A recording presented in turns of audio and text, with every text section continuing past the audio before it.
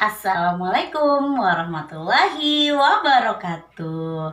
Halo anak-anakku semua, apa kabarnya hari ini? Mudah-mudahan selalu dalam keadaan sehat walafiat ya. Alhamdulillah ibu di sini dalam keadaan sehat walafiat juga. Nah, senang sekali nih hari ini kita bisa bertemu kembali dalam pelajaran tematik tema 5 subtema 2 ya, yang berjudul hubungan antar makhluk hidup dalam ekosistem. Sebelum kita lanjut pada pembelajaran berikutnya, kita mulakan dengan bismillah dulu yuk. Kita baca doa sama-sama ya. Bismillahirrahmanirrahim. Rabbi zidni ilman warzuqni fahman. Amin. Amin ya robbal alamin. Nah, biar tambah semangat, kita tepuk semangat dulu. Oke, masih ingat kan? Yuk sama-sama ya. Tepuk semangat. Semangat.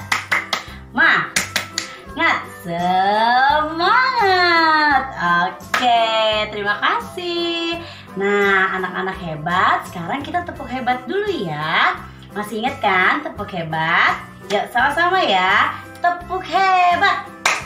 Aku hebat, kamu hebat, semua hebat. Oke, anak hebat ibu sudah semangat. Sekarang kita buka bukunya tema 5 subtema 2. Oke, yuk disiapin bukunya. Bismillahirrahmanirrahim. Assalamualaikum. Hai anak-anak hebat, apa kabarnya semuanya? Alhamdulillah, hari ini kita dapat bertemu kembali dalam pembelajaran tematik subtema 2 tentang hubungan antar makhluk hidup dalam ekosistem. Nah, kira-kira apa saja ya yang akan kita bahas pada subtema 2 kali ini? Yuk kita simak sama-sama. Nah, anak-anakku sayang, hari ini kita akan belajar tentang satu, hubungan antar makhluk hidup dalam ekosistem. Yang kedua, tentang langkah membuat karangan non-fiksi. Yang ketiga, karakteristik sumber daya alam Indonesia. Yang keempat, persatuan dan kesatuan dalam gotong royong. Yang kelima, properti tari daerah.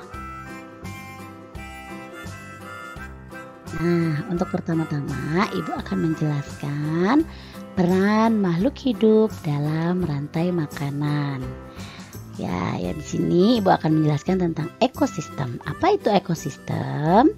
Ekosistem adalah hubungan timbal balik antara makhluk hidup dan lingkungannya. Salah satu contoh ekosistem adalah ekosistem sawah.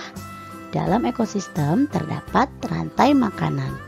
Ada makhluk hidup yang berperan sebagai produsen, konsumen, dan pengurai. Yuk kita perhatikan gambar rantai makanan berikut ini.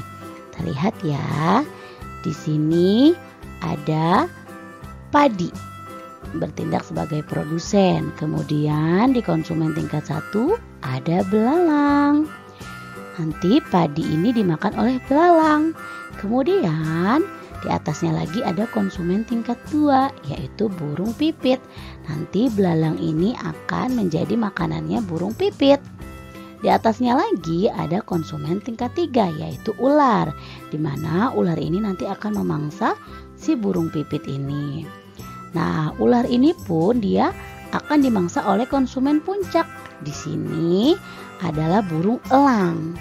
Nah, ketika burung elang ini lama-kelamaan mati, dia akan menjadi bangkai yang kemudian nanti bangkainya akan dimakan oleh pengurai. Di sini dicontohkan dengan jamur. Nah, peran makhluk hidup dalam rantai makanan itu tadi ibu guru sebut ada produsen, konsumen, dan pengurai. Memangnya apa sih ya produsen, konsumen, dan pengurai itu? Yuk kita bahas satu-satu ya. Produsen adalah makhluk hidup yang dapat menghasilkan makanannya sendiri. Misalnya saja tumbuhan dan fitoplankton. Yang berikutnya, konsumen. Konsumen adalah makhluk hidup yang tidak dapat menghasilkan makanannya sendiri. Misalnya yang tadi dicontohkan dalam rantai makanan itu ada belalang, ular, elang, ataupun sapi. Nah, berikutnya adalah pengurai. Pengurai adalah makhluk hidup yang menguraikan sisa-sisa tubuh makhluk hidup lainnya yang telah mati menjadi zat-zat hara dalam tanah. Misalnya saja jamur dan cacing tanah. Nah, yang berikutnya Ibu akan menjelaskan hubungan khas yang terjadi antar makhluk hidup yang berbeda. Selain melakukan interaksi dalam rantai makanan, makhluk hidup juga melakukan interaksi antar individu. Contoh interaksi antar individu adalah simbiosis. Ada 3 jenis simbiosis. Apa saja ya? Yang pertama, simbiosis mutualisme, yaitu hubungan antar makhluk hidup yang sama-sama diuntungkan atau saling menguntungkan. Contohnya, simbiosis antara kerbau dan burung jalak, atau simbiosis antara lebah dan bunga. Keduanya sama-sama saling menguntungkan. Kenapa menguntungkan? Kerbau diuntungkan oleh burung jalak karena kutu-kutu yang ada di dalam kulitnya kerbau ini dimakan oleh burung jalak. Nah, burung jalak di sini juga mendapatkan keuntungan, yaitu dia mendapatkan makanan untuk melanjutkan hidupnya dari kutu-kutu yang dia makan dari badannya si kerbau. Berikutnya ada simbiosis komensalisme, yaitu hubungan antar makhluk hidup yang salah satunya itu diuntungkan, namun makhluk hidup yang lainnya tidak diuntungkan juga tidak dirugikan. Contohnya simbiosis antara ikan hiu dan ikan remora, juga simbiosis antara anggrek dan pohon inangnya. Yang ketiga ada simbiosis parasitisme. Nah, simbiosis ini nih yang paling tidak menyenangkan, karena simbiosis parasitisme itu adalah hubungan antar makhluk hidup yang salah satunya diuntungkan, sementara makhluk hidup yang lainnya dirugikan. Contoh simbiosis antara tanaman tali putri dan tumbuhan inangnya, dan simbiosis antara nyamuk juga manusia. Lihat, tumbuhan tali putri di sini yang warna kuning, tumbuhan inangnya yang berwarna hijau. Tumbuhan tali putri di sini mendapat keuntungan karena mendapatkan tempat untuk hidup dan mendapatkan makanan dari si inangnya. Sementara si inangnya ini dirugikan karena proses pertumbuhannya jadi terhambat. Begitu juga dengan nyamuk dan manusia. Nyamuk diuntungkan karena mendapatkan makanan dari darah manusia, sementara manusia dirugikan karena bisa terkena penyakit demam berdarah. Yang paling sederhana adalah manusia digigit nyamuk jadi bentol-bentol. Siapa yang pernah mengalaminya? Oke, selanjutnya Ibu akan menjelaskan tentang aliran energi di suatu ekosistem. Dalam ekosistem terjadi proses perpindahan energi seperti yang terjadi pada contoh di bawah ini. Susu merupakan minuman yang baik bagi kesehatan. Siapa yang suka minum susu? Pasti semuanya ya suka minum susu. Nah, susu diperoleh dari sapi perah. Sapi memperoleh energi dari rumput untuk menghasilkan susu. Sedangkan rumput dapat menghasilkan makanannya sendiri karena bantuan atau energi dari sinar matahari, sehingga terjadi perpindahan energi di situ. Dari sinar matahari ke rumput, lalu ke sapi, kemudian ke peminum susu, termasuk kita nih. Nah, tadi kan udah Ibu bacakan tuh wacana di atas tentang perpindahan energi. Tahukah kamu termasuk jenis teks apakah bacaan di atas tadi? Wah, betul sekali yang menjawab karangan non-fiksi. Yaps, betul. Karangan di atas tadi termasuk karangan non-fiksi. Teks bacaan di atas termasuk dalam jenis teks atau karangan non-fiksi karena karangan tersebut berisi informasi atau fakta. Nah, pengertian dari karangan non-fiksi tersendiri adalah karangan yang berisi informasi atau fakta-fakta yang sesuai dengan kenyataan dan sifatnya masuk akal bagi pembaca. Kita juga bisa loh membuat karangan non-fiksi. Caranya gimana, Bu? Berikut langkah-langkahnya. Langkah-langkah membuat karangan non-fiksi yang pertama adalah kita dapat membentuknya dari gambar penyajian. Misalnya kita lihat tadi ada gambar seorang gadis sedang meminum susu. Nah, kemudian yang kedua langkahnya adalah membuat daftar kosakata. Kita catat dulu kosakatanya apa saja ya kira-kira yang terkait dari gambar tadi. Kemudian menuliskan ide-ide pokok setiap paragraf. Lalu mengembangkan ide-ide pokok tersebut menjadi sebuah paragraf. Setelah itu disusun deh paragrafnya menjadi sebuah karangan non-fiksi.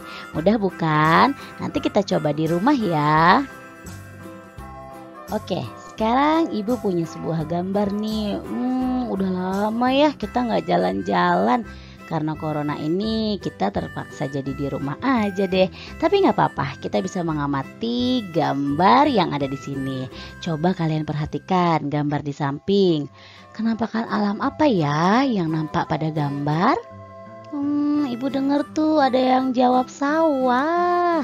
Betul sekali. Apa yang dapat dimanfaatkan oleh penduduk sekitar dari kenampakan alam tersebut? Apa?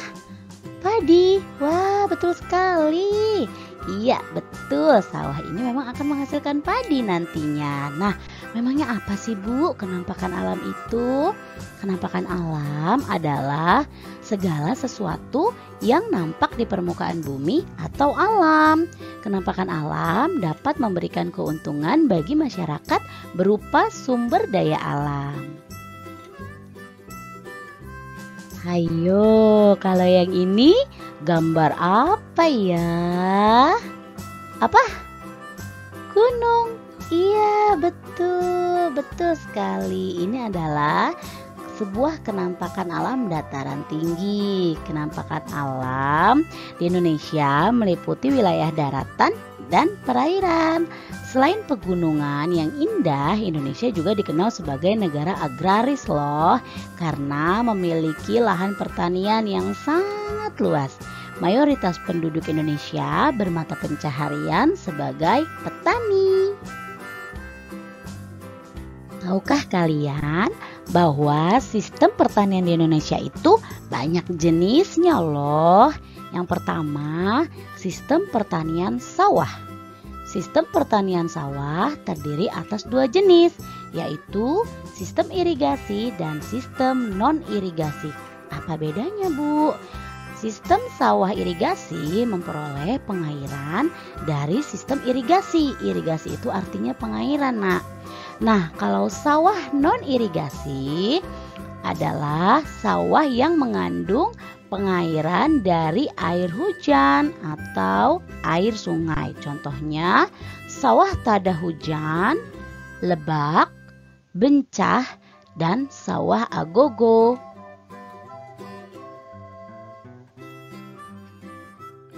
Sistem yang berikutnya adalah sistem pertanian ladang, yaitu merupakan cara bertani di lahan yang kering yang ditanami dengan tanaman musiman ataupun tahunan. Ada dua jenis ladang, yaitu ladang menetap, ladang yang digunakan secara menetap, dan ladang berpindah, yaitu kegiatan ladang dengan cara membuka lahan. Contoh tanaman ladang adalah tanaman hortikultura seperti bayam, wortel, melon, semangka, dan stroberi. Wah, ini sih makanan favorit ibu semua nih, sayuran dan buah-buahan. Kamu suka juga nggak sayuran dan buah-buahan? Semoga suka ya, karena itu baik loh untuk kesehatan kita.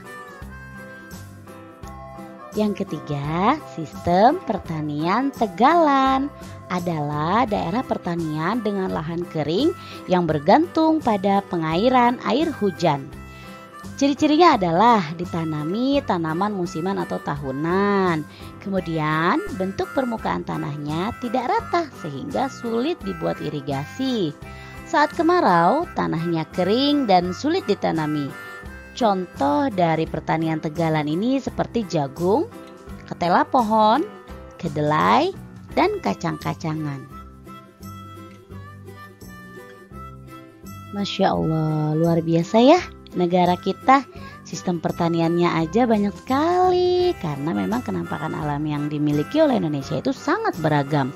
Selain memiliki kenampakan alam yang beragam, Indonesia juga memiliki beragam suku bangsa, agama, dan budaya.